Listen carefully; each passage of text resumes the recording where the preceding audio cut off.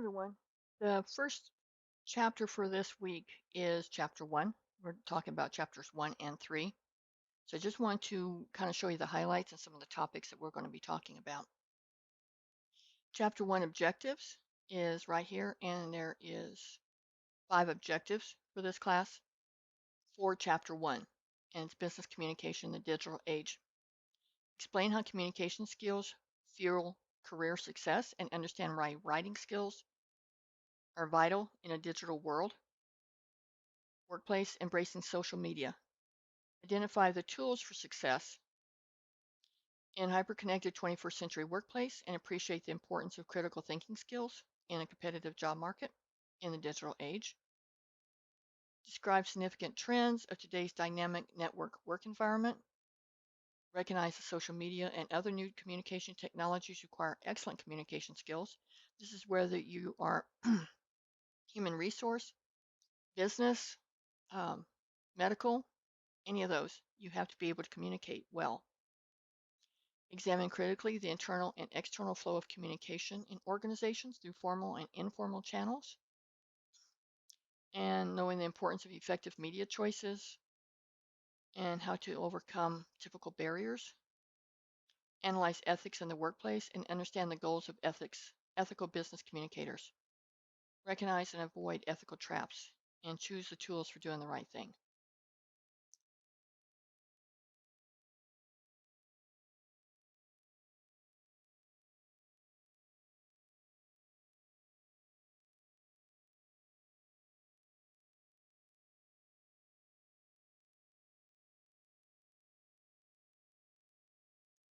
Okay, the zooming in is just some information that's really interesting at the first of each chapter. And for this one, it's talking about Intel and posts to enhance newsfeed optimization and engagement, whatever social media. Intel's 100,000 employees in 65 countries must undergo training before participating in their social media guidelines. Now, a couple of things. Let's just go over the learning objectives here. Explain how communication skills fuel career success and understand why writing skills are vital.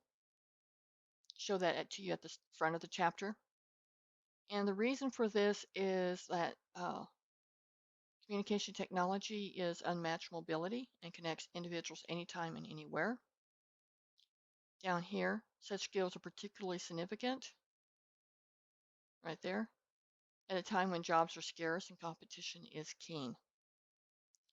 Each section also provides tips that will help you function effectively and ethically in today's fast-moving, information-driven workplace.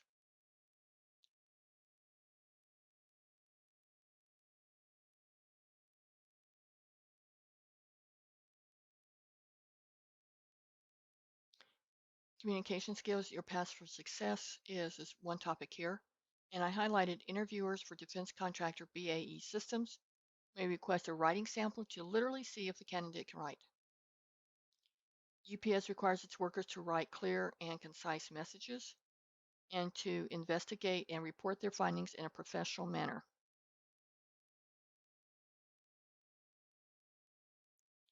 Okay, in a Fortune poll, 1,000 executives cited writing, clear critical thinking, and problem-solving skills, along with self-motivation and team skills as top choices.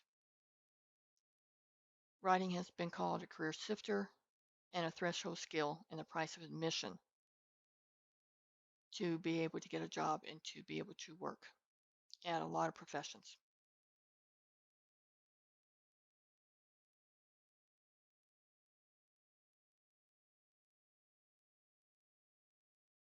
And this is just kind of an interesting little timeline. Back here in 1998 was Google. 2001 was Wikipedia and iTunes, then Blackberries, Palms. I remember the Palms. 2005 was YouTube. 2007 was iPhone and Kindle and Hulu. 2010 was iPad and WiMAX and smartphones and Pinterest and then cloud computing. It's up to you. Communication skills can be learned. Maybe you're not the best in communication skills, but you can learn them, whether it be the old-fashioned way where you're actually opening up a book or you have to actually write, or whether it's through digital learning. You can do a clear business letter. You can be effective. So I don't want you sitting there thinking, this is not for me.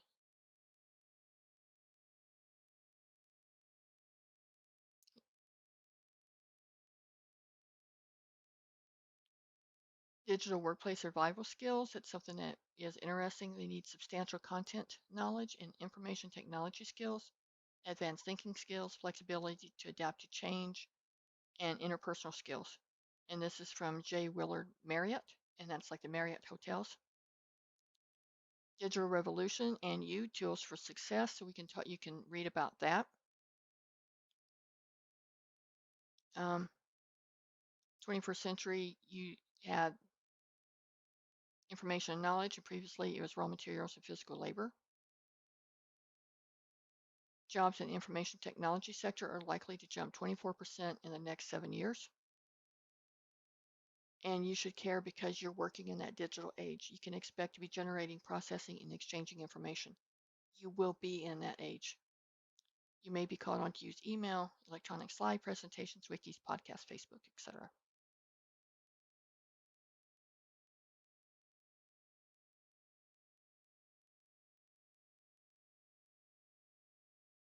This book does not like me for this ebook.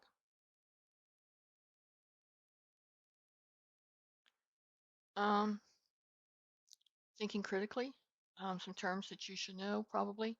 M-commerce means mobile technology business. E-commerce is internet-based businesses. Brick and mortar commerce is the stores that you can actually go up, open up a door, and walk into a building. Nearly 3 out of 4 jobs will involve some kind of mind work.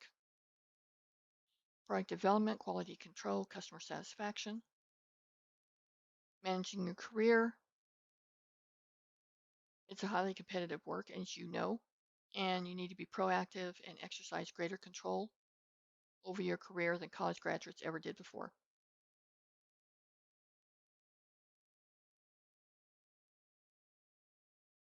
So, creative problem solving, just some things for you to think about. If you're given a problem at work, explore the challenge, identify it, gather information.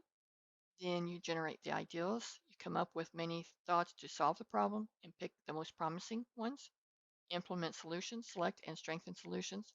Plan how to build your solution to fit and implement it to life and implement it. And then you want to succeed in a volatile competitive job market. National Association of Colleges and Employers, investigate what makes the perfect job candidate in a gloomy economy. And so you can read this. Here's a first, including having required major coursework and GPA. 70% of employers in the study reported they screen applicants by grade point average, and employers are allowed to pull your transcript from the school. And then if you pass that hurdle, then they look for your communication skills, strong work ethic, and the ability to work in a team and initiative. And I tell my students every semester, every quarter, papers that you get for whatever the class, you get an A paper or you get a comment from an instructor that says, really great, or you did a really good job, I would have tweaked this. You start getting a portfolio and you start saving those papers. If it's online, you can take a picture of it, maybe with your phone, and print that to where you save it. And then when you go to apply for a job, you show your proposed boss, the job that you really want, the comments from your teachers, the papers that you wrote, the if you're in a medical exam, a medical transcription test, if that's what you took, anything that will show your quality and why they're better at choosing you than the next person. That's your whole goal. Employers in the United States spend more than $3 billion annually improving writing on the job. Facing about $950 per employee in training costs, companies are seeking excellent communicators.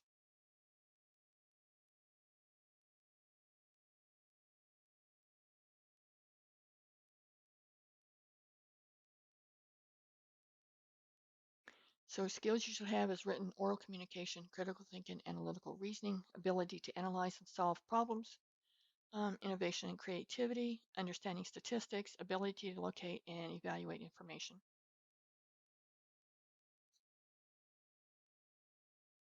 It's changing. The digital workplace is changing. Social media and changing communication technologies. A couple things I highlighted here. Since it began in 2004, Facebook alone has ballooned into a massive global force of more than 1 billion users. Twitter has demonstrated the power of crowds in Iran and the Arab Spring. More than 145 million users of microblogging site today clock an average 90 million tweets per day.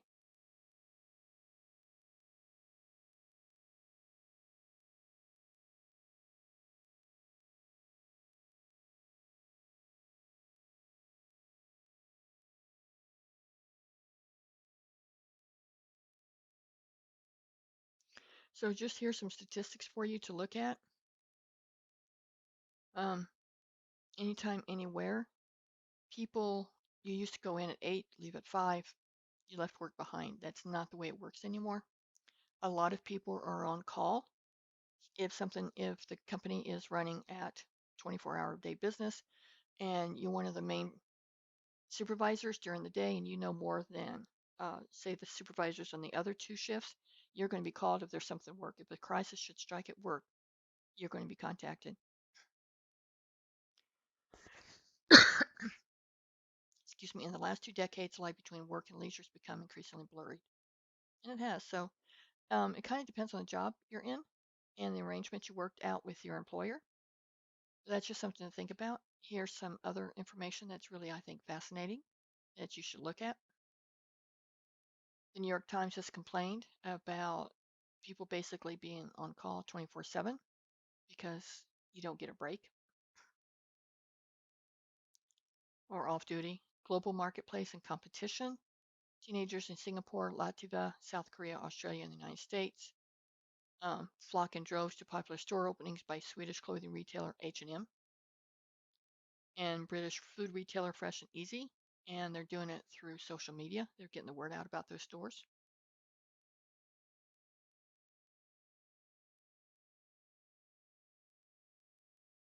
Communication technologies reshaping the world of work, cloud computing and Web 2.0, open offices. That's something really interesting.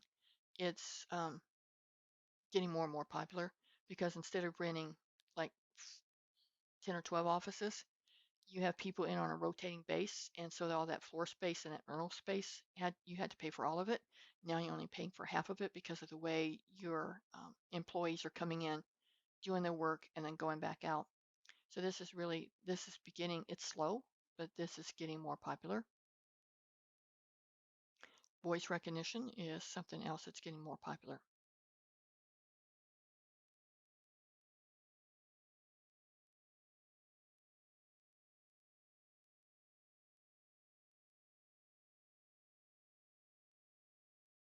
Some other examples of social media and things that are changing.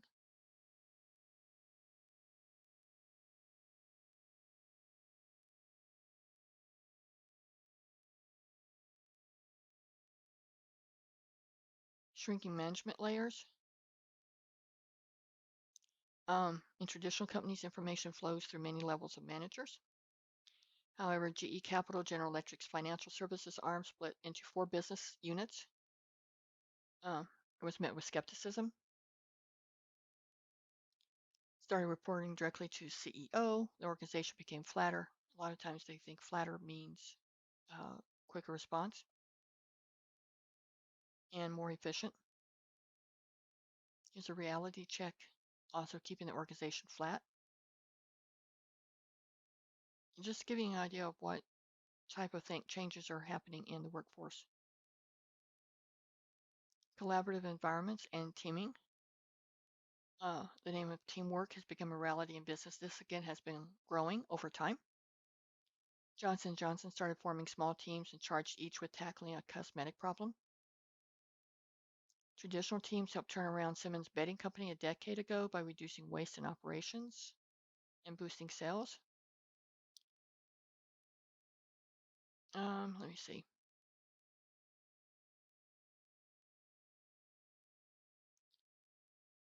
Okay, Harvard management professor.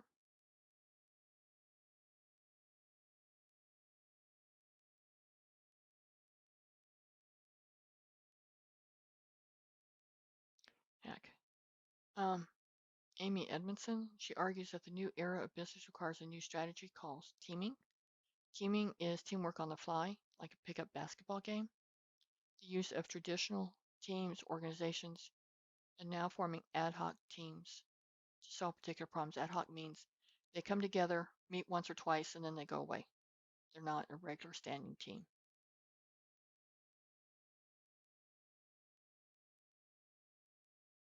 They're there for a purpose. They do.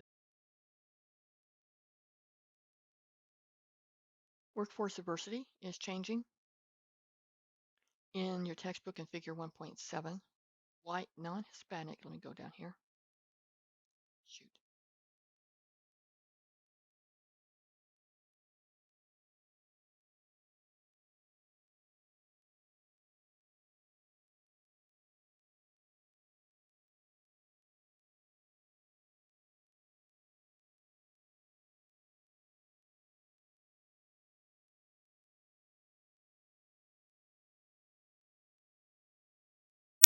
Okay, it's not working. The white non-Hispanic population of the United States is expected to drop from 69% in 2000 to 60% in 2020.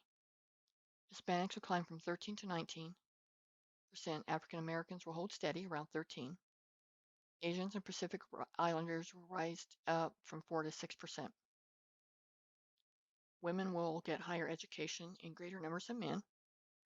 36% of women ages 25 to 29 would go for bachelor's degrees, whereas only 28% of the men. Gender gap is most pronounced in business and industry, where women fill only 21% of the jobs, followed by high tech of 25, science and engineering 27.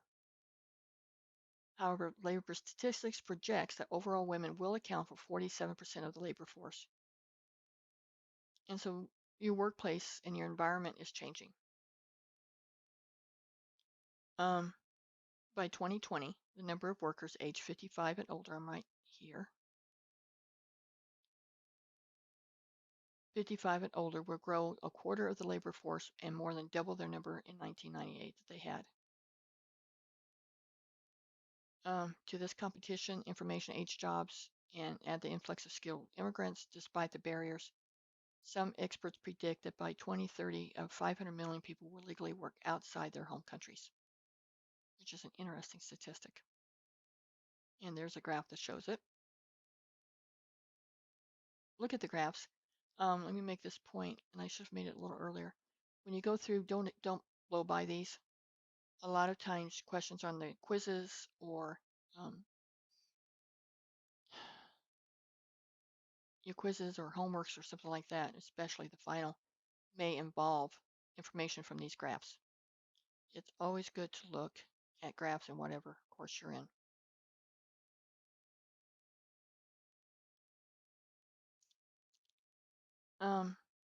Virtual non-territorial offices. You're part of your office, your virtual office being a virtual student. Teleworkers now represent almost 20% of the US working adult population, which is kind of cool. Data tracking office road warriors are lacking. A third of the workforce work from remote locations. One of the reasons is if they're working for you and they can get their work done at home, you don't have to pay for the office space. And you don't have to pay for their computer. And so it's more cost efficient.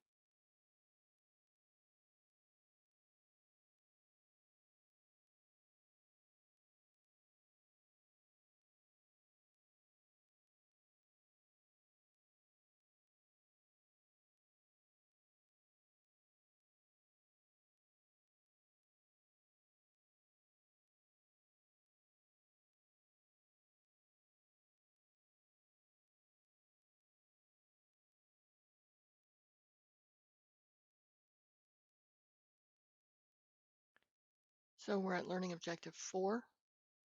Network plays in a hyper-connected world that includes mobility and interactivity, smart devices,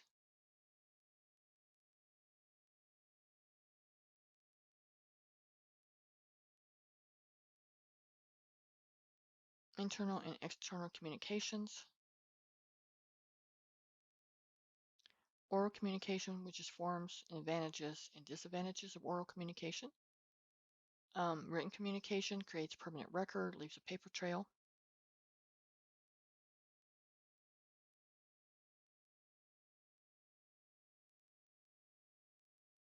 Media richness and social presence.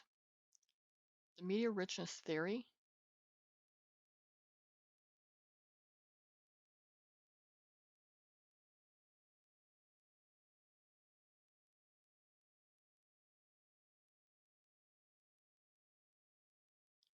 states attempts to declassify media in organizations according to how much clarifying information they're able to convey from a sender to a recipient. So it's how much information you get.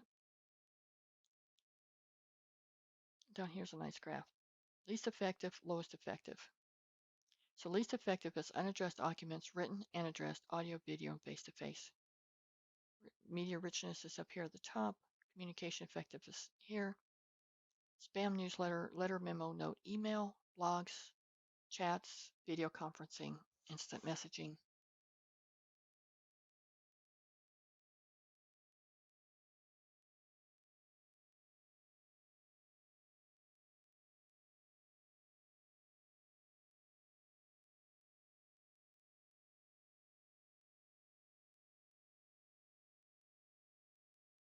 Social presence, the degree to which people are engaged online and are ready to connect to others.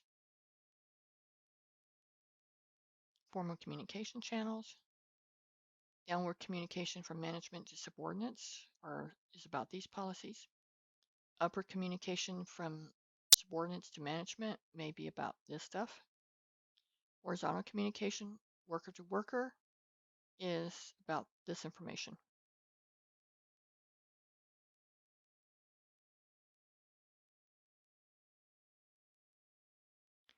Improving downward information flow, improving upward information flow, improving horizontal. It's like that diagram. Barriers that block flow. So here's your barriers. Tier 4s, closed communication climate. No one wants to listen to anybody. Top-heavy organization. There's too many bosses at the top. Long lines of communication. You have to go through, it's called hoop jumping when I was in an office. There's so much stuff that you have to get approved by so many people. It's hard to get that done. Lack of trust between management and employees. Competition for power, status, and rewards. If somebody's just afraid that if they say something or they suggest something, it doesn't work, or they tell somebody how it really is, that there will be problems. Frames of reference among communicators. I'm out of my comfort zone. Lack of communication skills, egos. All these are barriers to talking to people in a company or in an office anywhere.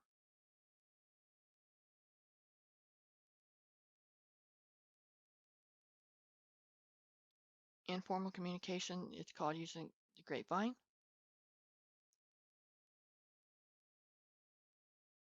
Responding ethically to office gossip.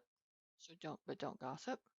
Run, don't walk away from anyone who starts to gossip and rumors about others.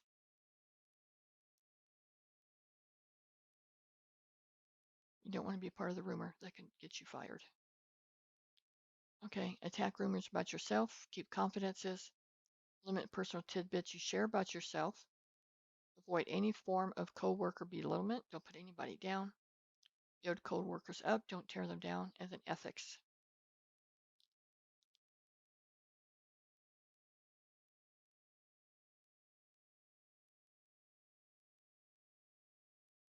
Ethics refers to conventional standards of right and wrong that prescribe what people should do.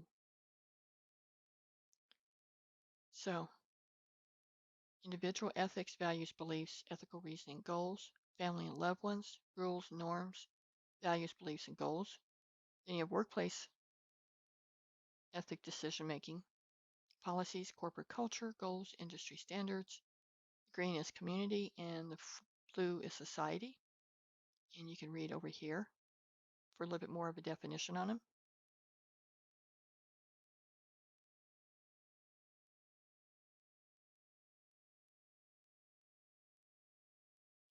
Considering the following ethical dilemmas, all of these.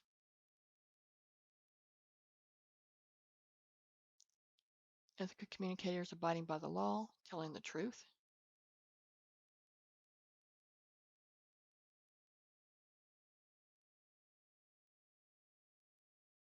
Labeling, being objective, communicating clearly.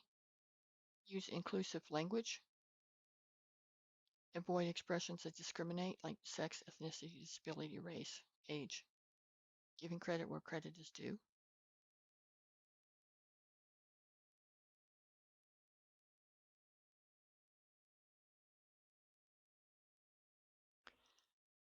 So overcoming obstacles to ethical decision making. The false necessity trap. People act from the belief that they're doing what they must do. Doctrine of relative filth trap. Unethical actions sometimes look good when compared with worse behavior by others. Rationalization trap.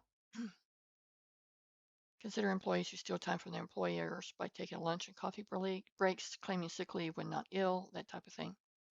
And the self-deception trap.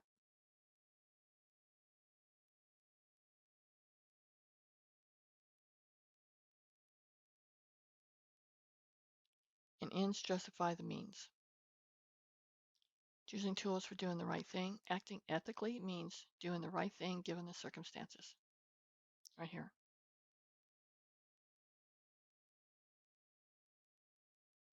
Each set of circumstances requires analyzing issues, evaluating choices, and acting responsibly.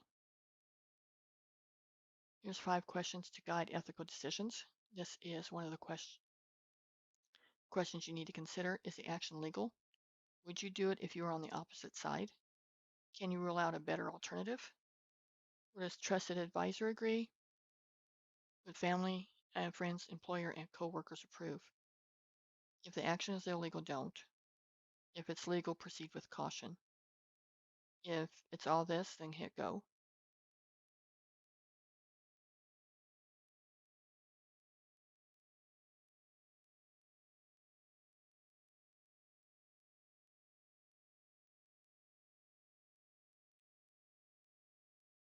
And this is a summary of learning objectives. These learning objectives are very important to you. They will help you with your final, and they will help you with quizzes. And they may help you with homework, but it's more important for the quizzes and the finals. So you really need to be familiar with them. This is objective 1, 2, 3.